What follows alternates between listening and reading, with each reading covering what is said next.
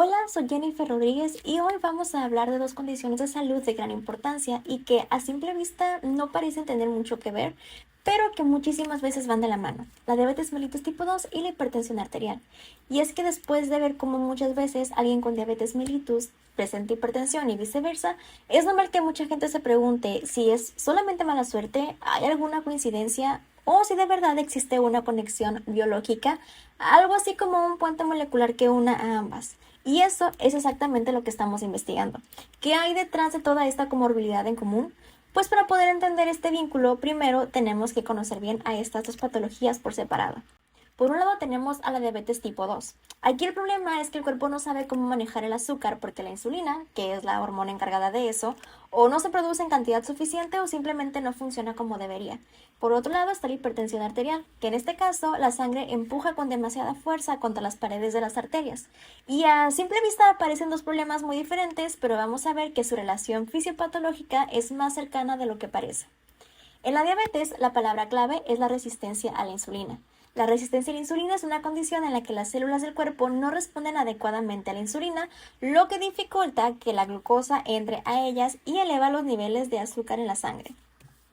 En el caso de la hipertensión, el factor clave es la disfunción endotelial. El endotelio es el revestimiento interno muy delicado de nuestras arterias, y cuando se daña, las arterias se vuelven rígidas, pierden su capacidad para relajarse, para expandirse, y hace que la presión interna aumente. Ahora ya conocemos ambos problemas por separado, pero buscamos entender cómo se conectan entre sí. Y es que no se trata de un solo factor, sino de toda una red de mecanismos compartidos.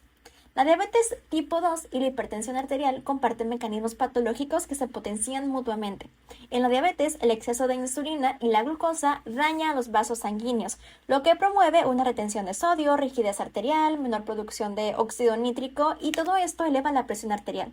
A su vez, la hipertensión activa un sistema muy importante que es el sistema renina-angiotensina-aldosterona. Esto reduce el flujo sanguíneo de los tejidos, desencadena la inflamación, factores que bloquean la acción de la insulina y agravan la resistencia a ella.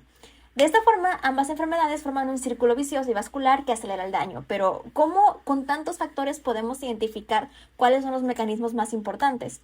Pues aquí es donde entra una herramienta científica llamada análisis de expresión diferencial, que es una técnica que compara los niveles de expresión génica entre diferentes grupos de muestras para identificar los genes cuya expresión cambia significativamente entre ambas condiciones.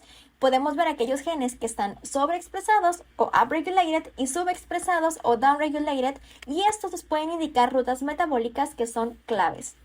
Ahora, el análisis de expresión diferencial comienza con la selección de datos de bases públicas como GEO. Después se hace una normalización para asegurar comparaciones válidas.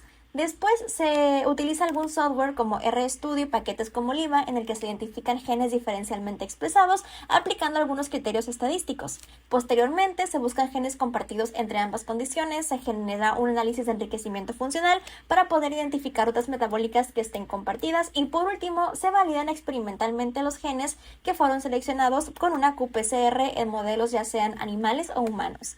Y cuando realizamos un análisis de expresión diferencial, obtenemos una gráfica como esta llamada gráfica de volcán o volcanoplot, donde podemos visualizar qué genes están diferencialmente expresados, ya sea a la alza o a la baja. Y de esta gráfica podemos obtener nuestra lista de genes expresados diferencialmente en cada patología y, lo que más nos importa, los genes que son compartidos entre ambas.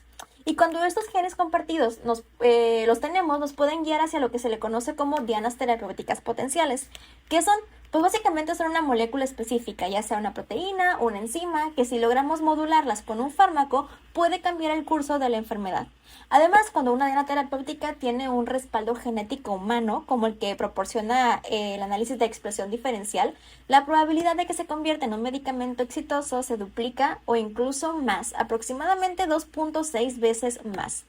Así que al comprender las raíces moleculares que comparten el diabetes tipo 2 y la hipertensión, nos vamos acercando a una medicina que no se limita a controlar los síntomas, sino que interviene directamente en los mecanismos biológicos que las van originando.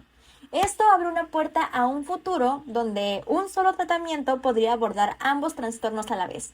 Así que la ciencia moderna ya nos va mostrando que este escenario, que antes parecía como ciencia ficción, hoy está más cerca de convertirse en una realidad.